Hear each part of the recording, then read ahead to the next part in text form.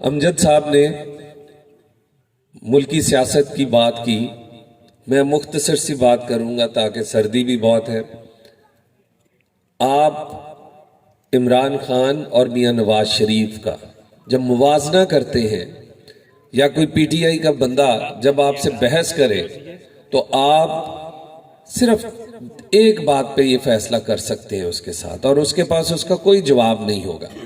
میں سمجھتا ہوں کہ میاں آپ اسے کہیں کہ بھائی ہمارے لیڈر نے، ہم انگلیوں پہ کام گننا شروع کریں کہ پاکستان کی تعمیر اور ترقی اور استحکام کے لیے نواز شریف نے کیا کام کیے تو شام پڑ جائے گی.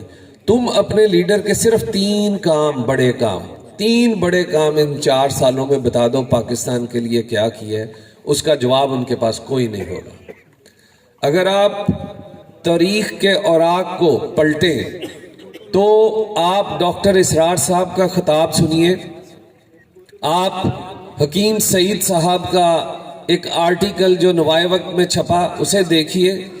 آج سے بہت سال پہلے 90 کی دہائی میں انہوں نے ایک پیشین گوئی کر دی تھی کہ اس ملک کو جس کی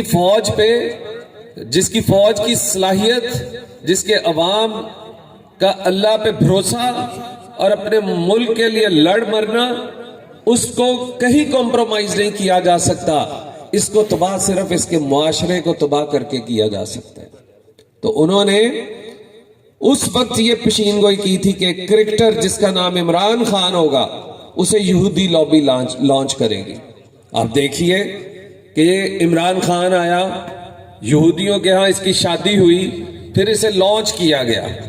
آپ کس طرح یہ شب خون مار کے میاں نواز شریف کی حکومت ختم کر کے اسے لایا گیا، یہ وہی ایجنڈا تھا. کیونکہ انہیں پتا تھا کہ پاکستان ایک ایٹمی ملک ہے اور اس کے عوام جو ہیں وہ ناقابل تسخیر ہیں، تو ان کو صرف ایک ایسا بندہ لا کے تباہ کیا جائے جو انٹرنلی سارے نظام کو تباہ و برباد کر دے. اب بعد میں چلا لینا، میں ذرا بات کر لوں پوری. اس کے بعد آپ دیکھیے کہ عمران خان آیا، اس ملک میں کیا 2 چیزیں تباہ ہوئی. ایک ہماری معیشت تباہ ہوئی، مہنگائی آئی، ادارے تباہ ہو گئے، کسی چیز پہ کوئی کنٹرول نہ رہا.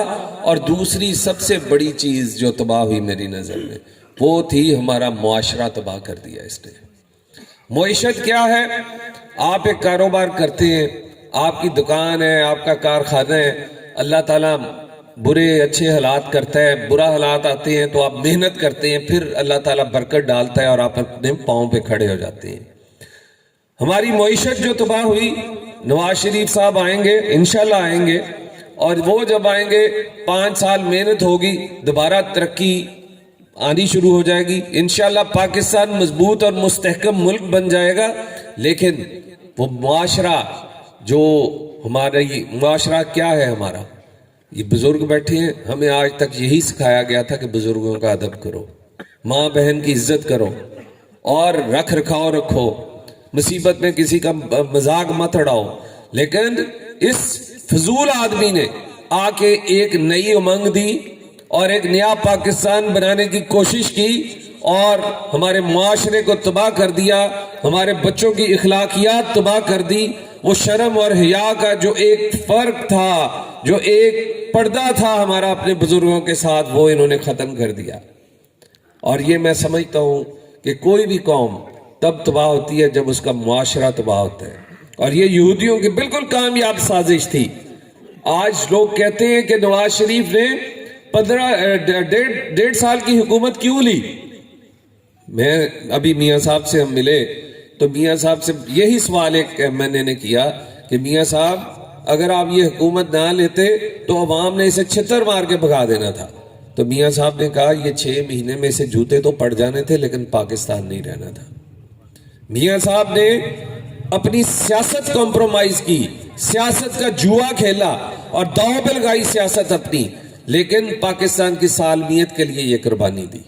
اور آج الحمدللہ اگر 1.5 سال کی شہباز شریف صاحب کی محنت نہ ہوتی تو یقین جانیے کہ یہاں پہ ملک دیوالیہ ہوتا، اور آپ کی سب سے بڑا آپ کا تحفظ ہمارا ایٹم بم، جس سے آج پورے گورے یہودی ہر بندہ صرف انہیں ایٹم بم آپ کا کھٹکتا ہے کہ ان کا کوئی پتہ نہیں، جب انہیں چھیڑا یا کسی اسلامی ملک کو چھیڑا، سعودی عرب کو ہم نے چھیڑا تو سیدھا یہاں سے میزائل پہ رکھ کے ایٹم بم ماریں گے یہ لوگ۔ اور اگر یہ ہم دیوالیہ ہو جاتے تو آپ کے ایٹم بم، آپ کا ایٹمی پروگرام، سارا کچھ ان کے کنٹرول میں چلا جانا تھا۔ یہ میں سمجھتا ہوں کہ میاں صاحب کا ایک بہت بڑا احسان ہمارے اوپر، ہماری قوم پہ، ہمارے ملک پہ تھا۔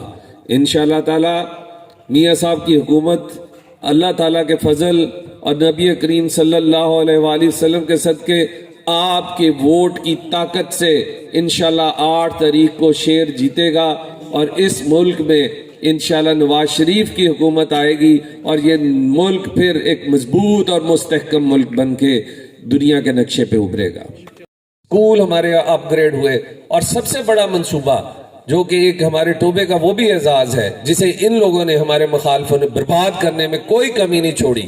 آج حاجی رزاق صاحب ادھر بیٹھے ہیں، یہ اس بات کی گواہی دیں گے کہ ٹوبہ ٹیک سنگھ کے پینے کا سب سے بڑا مسئلہ تھا پانی کا۔